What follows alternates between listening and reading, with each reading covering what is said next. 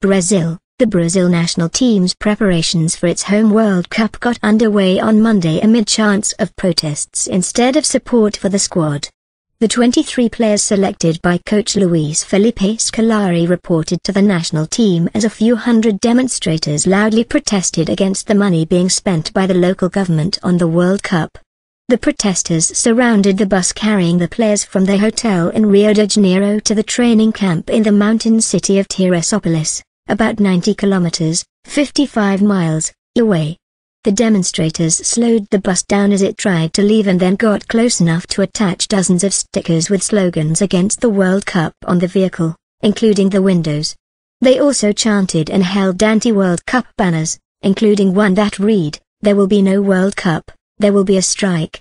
The demonstrators were comprised mostly of professors and education officials demanding better schools and other improvements from the local government.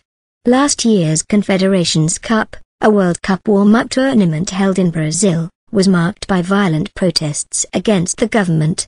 More are expected next month during the World Cup, although FIFA and local organizers have pledged to try to prevent the tournament from being affected. Heavy security is expected at Brazil's training camp in Teresópolis, which was completely renovated for the team's preparations for the World Cup. Neymar and the rest of the players are expected to undergo medical exams on Monday and Tuesday, with the first practice session scheduled for Wednesday. "We were all anxiously waiting for this," Brazil goalkeeper Julio César said. Brazil will have a total of 17 days to get ready for the June 12 opener against Croatia in São Paulo. The team will practice twice a day for a week before heading to the central city of Goiânia, where it will face Panama in a warm-up friendly on June 2. The squad then returns to Teresópolis for a couple of days and after that travels to São Paulo, where it will play Serbia on June 6 in its final warm-up match. Scolari said the first few days in the training camp are crucial to give doctors an idea of the players' physical condition after returning from their clubs.